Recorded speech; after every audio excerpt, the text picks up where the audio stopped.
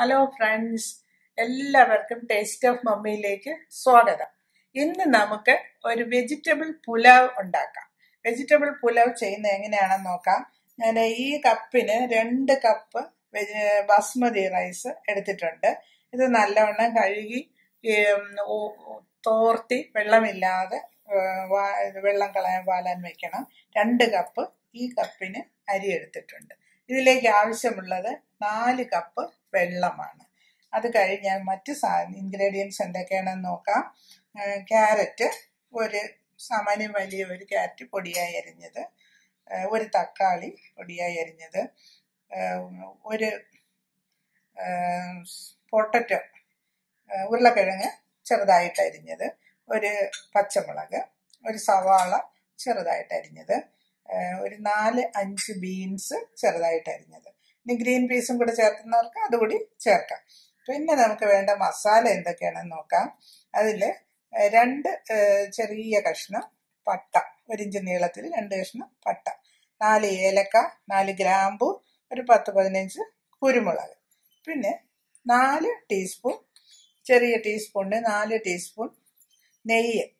ഇത്രയും സാധനങ്ങൾ വേണം. ഇനി നമുക്കിത് ചെയ്യേണ്ട എങ്ങനെയാണെന്ന് നോക്കാം. അടുപ്പ് കത്തിച്ചു. നമുക്ക് കുക്കർ അടുപ്പത്ത് വെച്ചിട്ട്, കുക്കറിലാണ് പുലാവ് ചെയ്യുന്നത്, നമുക്ക് കുക്കർ ചൂടാകാൻ നോക്കാം. ചൂടായ ശേഷം 4 ടീസ്പൂൺ നെയ്യ് കുക്കറിലിട്ട് ഒഴിച്ചു കൊടുക്കാം. 4 ടീസ്പൂൺ നെയ്യ് കുക്കറിൽ ഒഴിച്ചു കൊടുക്കാം.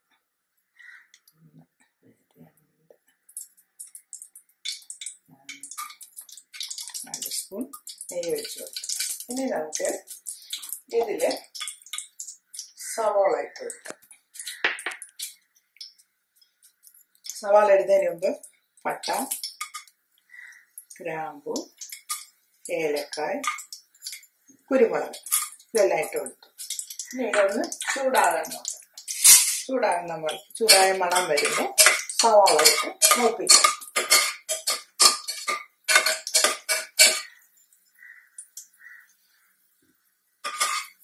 ചൂടായിട്ടുണ്ട്. സവാള ഇട്ട് കൊടുക്കാം.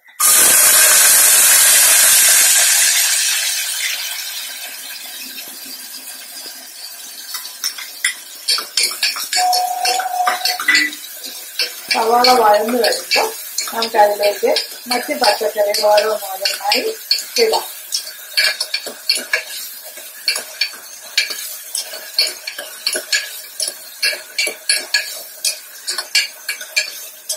സവാള ഏതാണ്ട് വഴന്നു വന്നിട്ടുണ്ട്.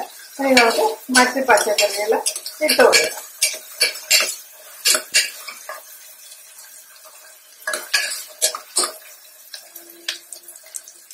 ക്യാരറ്റ് ഇട്ട് കൊടുക്കാം.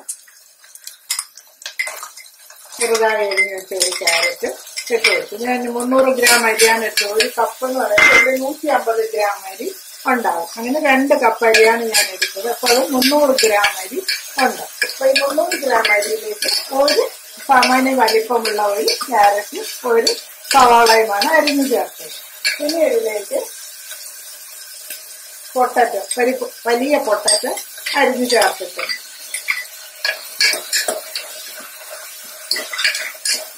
ഒരു ഉരുളക്കിഴങ്ങ്, ഒരു സവാള, ഒരു ക്യാരറ്റ് ഇതിട്ടയും ചെറുതായിട്ട് അരിഞ്ഞ് ചേർത്തിട്ടുണ്ട്. അത് നല്ലോണം വഴറ്റി കൊടുക്കണം.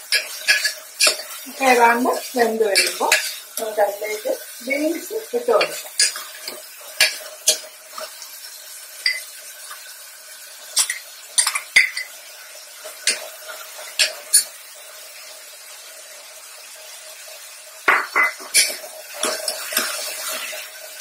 ബീൻസ് ഇട്ട് കൊടുക്കാം. ബീൻസും കൂടെ കിടന്ന് നല്ലോണം വെന്ത് വരട്ടെ. ഏതാണ്ട് മൂത്ത് വരുമ്പോൾ നമുക്കിതിലേക്ക് ഒരു നുള്ള മഞ്ഞൾപ്പൊടി ചേർത്ത് കൊടുക്കാം.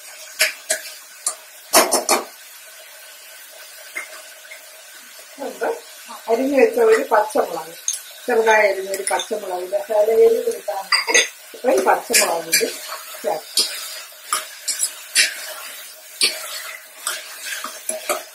ഇതിലേക്ക് നമുക്ക് ശകല മഞ്ഞൾപ്പൊടി ഇട്ട് കൊടുക്കാം. ഒരു 1/2 ടീസ്പൂൺ വേണ്ട, ഒരു 1/2 ടീസ്പൂൺ മഞ്ഞൾപ്പൊടി ഇട്ട് കൊടുക്കും. ഇത് നന്നായിട്ട് ഇളക്കി യോജിപ്പിക്കുക. പെട്ടെന്ന് വെന്ത് കിട്ടാൻ വേണ്ടി ഒരു നുള്ളു ഉപ്പ് കൂടി, ഈ പുലാവിന് ആവശ്യമുള്ള ഉപ്പ്, ഒരു 1/4 ടീസ്പൂൺ ഉപ്പ് കൂടി ചേർത്ത് കൊടുക്കാം.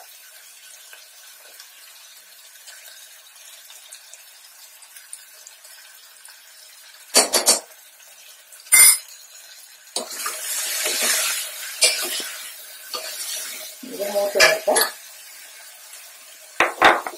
ഉപ്പിട്ട് കൊടുത്തു, ഞാൻ ഇതിനാവശ്യമുള്ള ഉപ്പിട്ട് കൊടുത്തു.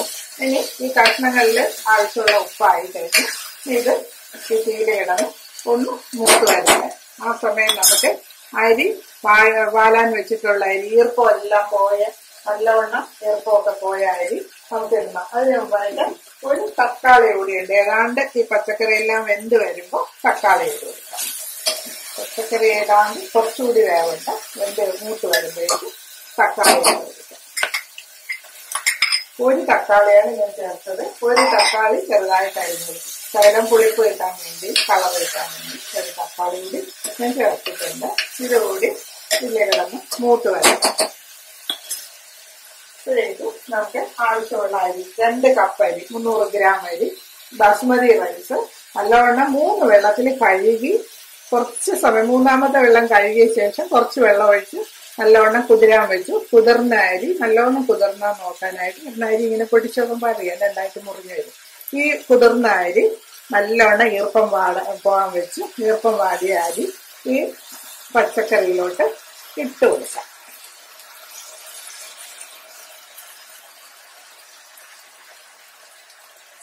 മുഴുവനായിട്ട് ഇട്ടു.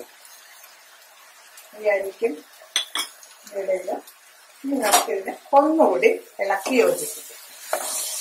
അരി ഒന്നും ചൂടായി വരണം. ഈ നെയ്യിലിടന്ന് ഒന്ന് മൂത്ത് വരുമ്പോഴേക്കും നമുക്കിതില് 2 കപ്പ് അരിയാണ് ഞാൻ ചേർത്തത്. 2 കപ്പ് എന്ന് പറയുമ്പോൾ 300 ഗ്രാം അരി.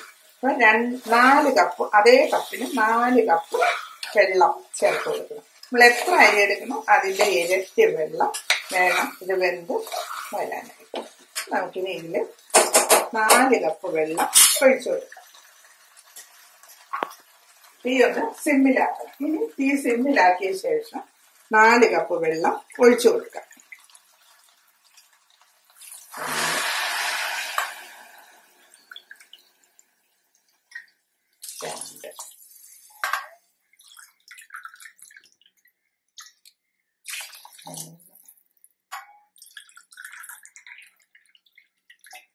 നാല് കപ്പ് വെള്ളം ഒഴിച്ചു കൊടുത്തു.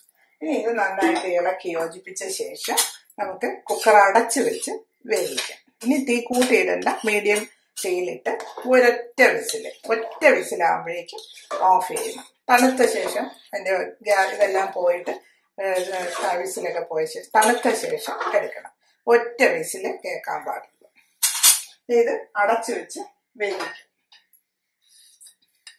വാഷറിട്ട് നല്ലവണ്ണം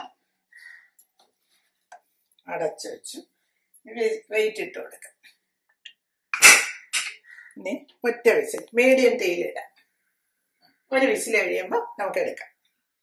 ഇപ്പോൾ ഞാൻ സർവിങ് ഡിഷിലോട്ട് ഇതാ മാറ്റിയിട്ടുണ്ട്. ഇനി ഇതില് നമുക്ക് കുറച്ച് മല്ലിയില ഗാർണിഷ് ചെയ്യാം. മല്ലിയില കൊണ്ട് ഇതിനെ ഗാർണിഷ് ചെയ്ത് കൊടുക്കാം. ഇത് നല്ല ഒരു പുലവാണ്, എല്ലാവർക്കും ഇഷ്ടപ്പെടും. കുട്ടികൾക്കൊക്കെ വളരെ ഇഷ്ടപ്പെടും. കുട്ടികൾക്ക് ലഞ്ച് ബോക്സിലൊക്കെ കൊടുത്തേക്കാൻ പറ്റിയ ഒരു വിഭവമാണ്.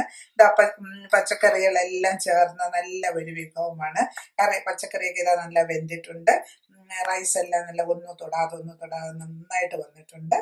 ഇത് കുട്ടികൾക്കെല്ലാം ഇതായിട്ട് നമുക്ക് ലഞ്ച് ബോക്സിൽ കൊടുത്തേക്കാം, വലിയവർക്കും കഴിക്കാം. ഇത് ചിക്കൻ കറിയുടെ കൂടെ ചിക്കൻ ഫ്രൈയുടെ കൂടെയൊക്കെ കഴിക്കാം. സാലഡ്, പച്ചക്കറി മാത്രം ഇഷ്ടമുള്ളവർക്കാണെങ്കിൽ, വെജിറ്റേറിയൻസിനാണെങ്കിൽ ഇത് കുറച്ച് അച്ചാറ്, എന്തെങ്കിലും തക്കാളി അച്ചാറ് അങ്ങനെ എന്തെങ്കിലുമൊക്കെ വെച്ചിട്ട് കഴിക്കാം. നാരങ്ങ അച്ചാറ് മുതലായവയുടെ കൂടെ കഴിക്കാം. എല്ലാവർക്കും ഇഷ്ടപ്പെടുന്ന നല്ല ഒരു വിഭവമാണ്. എല്ലാവരും ഇത് ചെയ്തു നോക്കണം, എല്ലാവർക്കും ഇഷ്ടപ്പെടും. നിങ്ങൾ ലൈക്ക് ചെയ്യാനും ഷെയർ ചെയ്യാനും മറക്കരുത്. ഇന്നത്തെ ടിപ്പ്, ഇടിയപ്പം ഉണ്ടാക്കുമ്പോൾ കുറച്ച് 2 ടീസ്പൂൺ നല്ലെണ്ണ കൂടി ചേർത്ത് കുഴയ്ക്കുന്ന മാവിൽ ചേർത്ത് കൊടുത്താൽ ഇടിയപ്പം നല്ല മാർദ്ദവം കിട്ടും. അതാണ് ഇന്നത്തെ ടിപ്പ്. നിങ്ങൾ എല്ലാവരും ഇത് ചെയ്തു നോക്കാൻ മടിക്കരുത്. സബ്സ്ക്രൈബ് ചെയ്യാനും ലൈക്ക് ചെയ്യാനും മറക്കരുത്. ബൈ.